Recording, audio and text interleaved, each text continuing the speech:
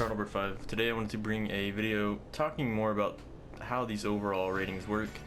I also kind of want to piggyback off what a video MLB The Show Tips put out, talking about Joc Pederson and how each position weighs individual attributes differently from one another. I know in the video he talked about if you put Pederson in left field, he goes up to an 89, I think it was, and right field 87, just to show you guys that each position weighs individual attributes differently. So Joc Pederson's a center fielder. As far as what I know, that's his primary position. That's not going to change, so I don't think he's going to get a gold status because of that.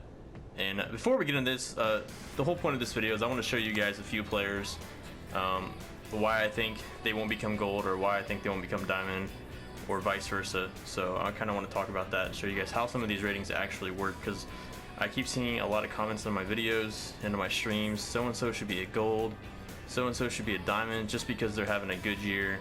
You see them on ESPN a lot, they have so many home runs, blah blah blah. You guys, they don't base the ratings like that at all. And a lot of MLB The Show is a lot different than other games such as Madden or NBA 2K. Madden's more of a game where they try to think of the overall first and foremost, and then they build that player to fit that overall. They might not say they do that, but that's really how it works. Flashy players, good players or whatever. That's how it works. Your 99s, they're gonna find a way to make them 99 or whatever it could be. All right. So back on topic here. Joc Pederson, I want to show you guys something. All right. So I've looked at his stats. I looked at his metrics.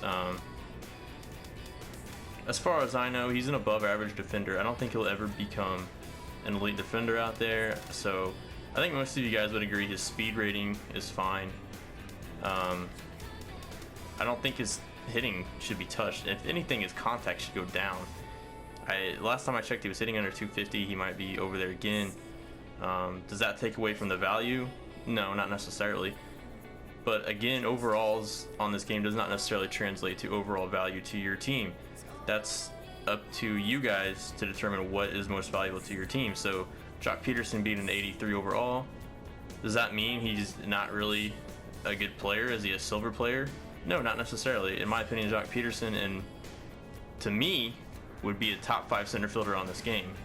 Overall rating, he's not. So I kind of want to talk about that. The one thing holding him back is his fielding and speed. So if you guys didn't know, center field puts a very heavy weight into contact, speed, and defense, reaction, stuff like that. I think his reaction's fine. His arm strength's fine. If you guys disagree, if you guys think his arm strength should be higher or arm accuracy should be higher or whatnot, well, let me know. But fielding ability 70. So let me show you guys what it's going to take to get Pederson to become a gold. So we put his fielding up to an 81. Let's see where he jumps up to. 84 is still a silver. If his defense went up to an 81, that is really, really, really good. So he would still be a silver. So keep that in mind, guys. Now we bump it up to, I don't know, let's do 85. Still a silver. All right. Now let's do 90. I think 90 might give him yeah, so if he gets 90 plus fielding, he would become a gold, but that's never gonna happen, guys. Never gonna happen.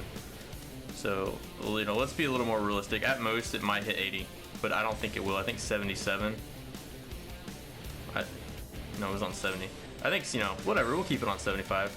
I'll say we put his reaction up to 80. Okay, jumps up to an 84. Now let's put his fielding up to 80. Let's see if he gets his 84 still. So you really have to push it here, guys, to get him to become a gold. All right. Now let's see. All right, so that gave him an 85. Now he's a gold. But you guys see what I'm getting at here? Really gonna have to push the limits, and San Diego Studios would really have to be exaggerating some of these attributes to make a player like Joc Pederson a gold. I'm not saying he'll never be a gold, and I'm not saying not to use him. He's still a great player. But let's even do 99 and put his fielding back to what it was.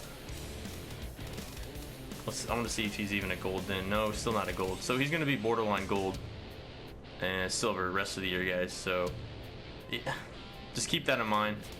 But in my opinion, he's a top 5 center fielder on the game. I would go Trout, McCutchen, probably Adam Jones, then either Gomez or Pederson.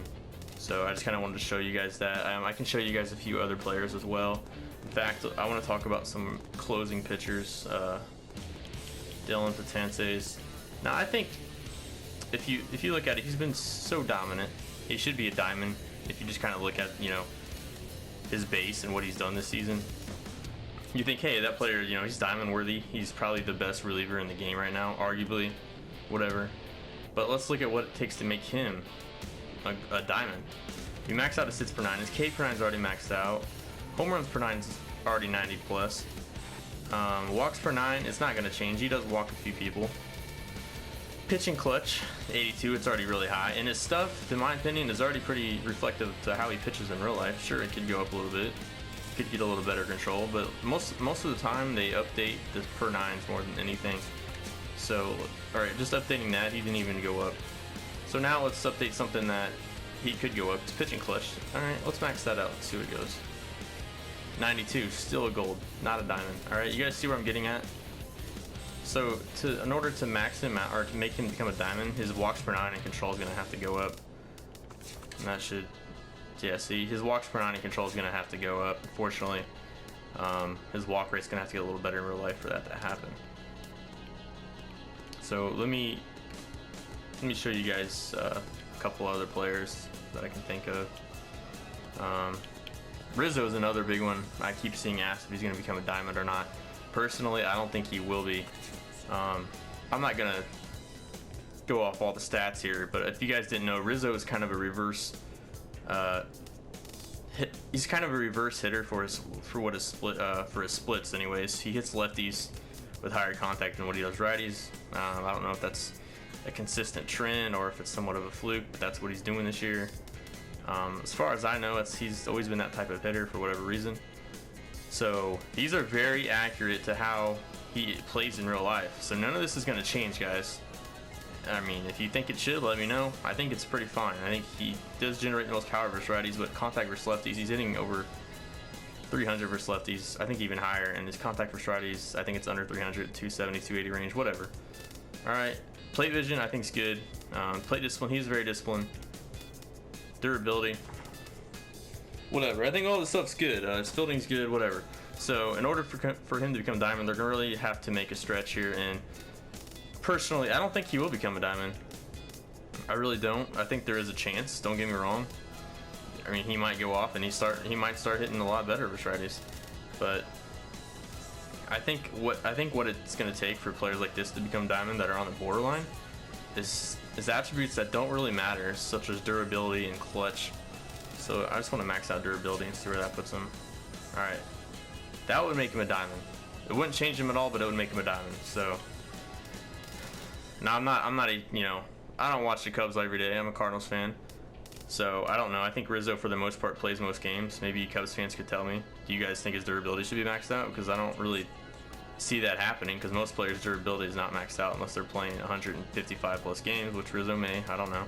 His play discipline maybe go up. Let's see if it max that out. He'd become a diamond. All right. So I mean, it's gonna take these attributes that really don't do anything for these guys to become diamond. It's not gonna change the player at all, but you guys will still be able to flip these cards on the market. So I just kind of wanted to show you guys how the ratings work.